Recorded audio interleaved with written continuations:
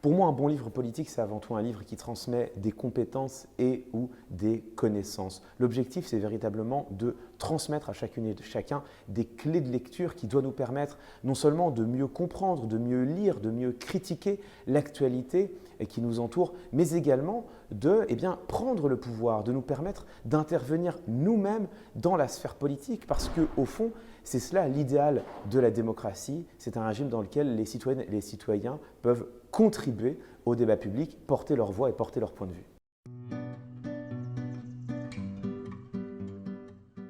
Alors j'en conseillerais deux, parce que pourquoi se limiter à un seul? Le premier, c'est Les principes du gouvernement représentatif de Bernard Manin, qui est un livre fondateur en théorie politique et qui permet véritablement de bien comprendre le régime dans lequel nous vivons. Je donne un avant-goût pour Bernard Manin. Notre régime ne peut pas être qualifié tout simplement de démocratie, mais bien de gouvernement représentatif qui comporte à la fois une dimension démocratique et une dimension aristocratique. Et c'est une réflexion qui, moi, je trouve, est passionnante. Et puis peut-être un deuxième, ce serait La zone du dehors d'Alain Damasio, qui nous propose une perspective. C'est un livre d'anticipation. Alain Damasio imagine ce que donnerait notre gouvernement représentatif, notre démocratie représentative, si on poussait chaque curseur de ce qui la constitue un cran plus loin. Et il nous montre que la démocratie représentative, si on laisse se filer les choses, a le potentiel de devenir aussi oppressive qu'un totalitarisme. Et évidemment, c'est une projection, c'est une réflexion dans l'avenir, mais je trouve que c'est intéressant de garder cela à l'esprit malgré tout.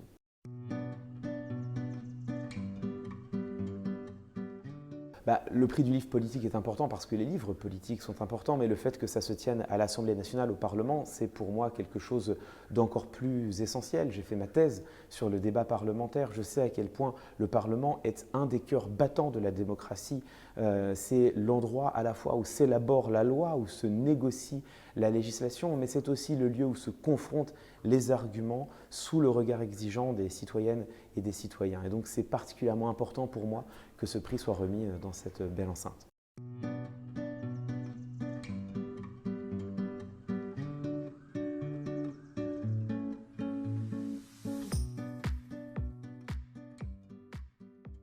Pour moi, c'est une fierté supplémentaire encore parce que, évidemment, les étudiantes et les étudiants, les jeunes, sont le futur de notre démocratie. Et l'une des propositions que je porte très modestement à mon niveau, c'est de dire que la rhétorique devrait être enseignée à toutes et à tous dès la première, de la même manière que nous avons une année de philosophie en terminale. Je propose une année de rhétorique pour chacun et chacune dès la première, ce qui permettrait d'avoir en l'espace d'un renouvellement des générations des citoyennes et des citoyens pleinement formés à la fois à décrypter les discours dont ils sont l'objet, mais également à porter leur propre voix dans le débat public. Et le fait que le livre ait été sélectionné par des jeunes, des étudiants et des étudiantes, pour moi, c'est un honneur supplémentaire encore.